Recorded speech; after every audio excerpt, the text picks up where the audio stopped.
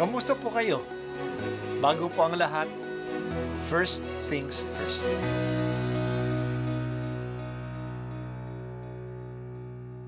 Good morning po. Sinisimulan po natin ngayon ang first things first. At dito po, tinatalakay natin sa unang bahagi ng umaga natin ay ang first readings na binabasa po sa banal na misa. Ito pong tinatalakay natin kasi madalas po kasi marami na tayong alam tungkol sa gospel readings. Pero konti po ang nagsasalita sa first readings. Pero ang first readings, bahagi din po yan ng Biblia, ng banal na kasulatan. Kaya susubaybayan po natin ang mga first readings, basahin po natin at kuminsan kailangan ng basahin ng 2 o 3 beses bago maintindihan kasi hindi po tayo familiar sa mga istorya at sa mga kaisipan na tinatalakay dito. Ang pagbasa mula sa ikalawang aklat ng Makabeyo.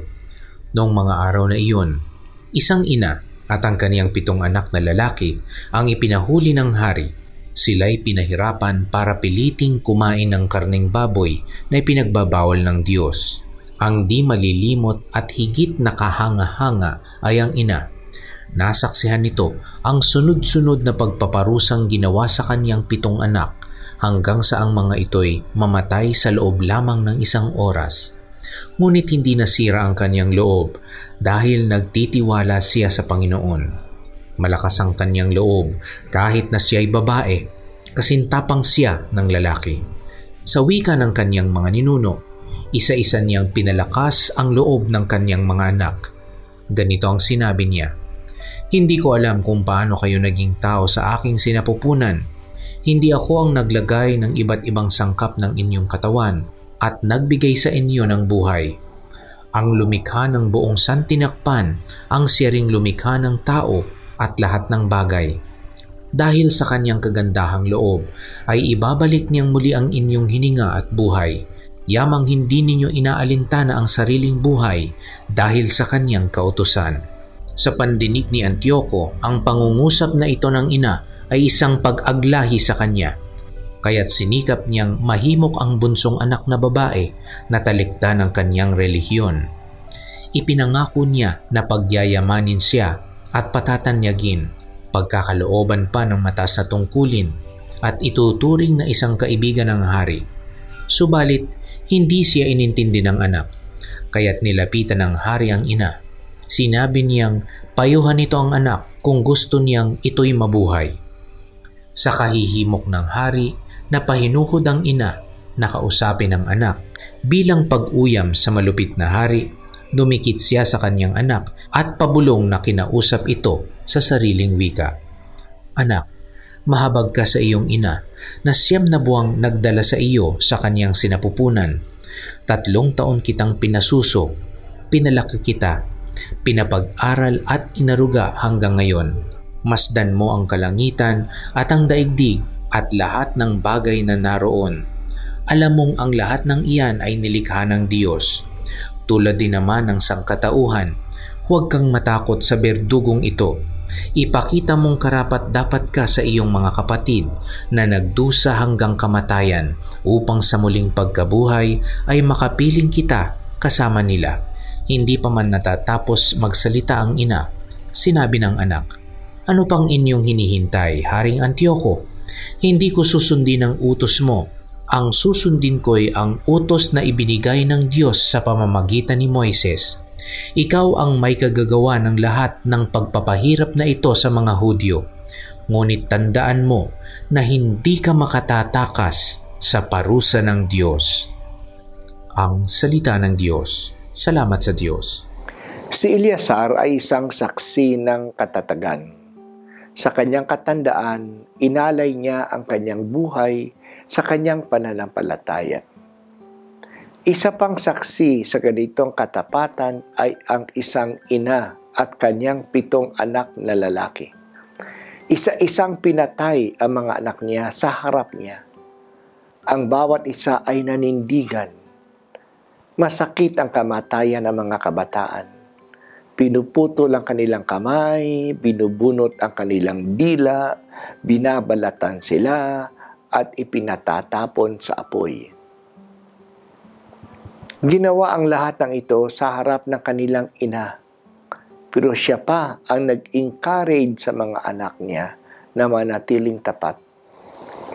Ang isang nagpalakas sa mga kabataan ng kanilang paniniwala ay ang muling pagkabuhay. Makukuha nila uli ang buhay na inalay nila at gagantimpalaan sila. Ang narinig natin ngayon ay ang paghihimok ng hari sa bunsong anak. Pinangakuan siya ng kayamanan at ng posisyon sa kaharian kung kakain lang siya ng karne ng baboy na ipinagbabawal. Pinakiusapan siya pinapakiusap sa kanya ang kanyang ina. Kinausap nga ng ina ang anak niyang bunso sa kanilang sariling wika na hindi naman naiintindihan ng mga Grego. Hinikayat pa niya ang bata na maging tapat.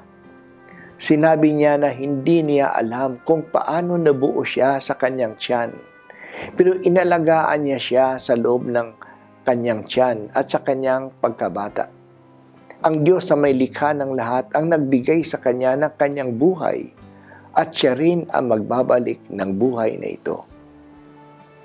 Magpakatatag lamang siya.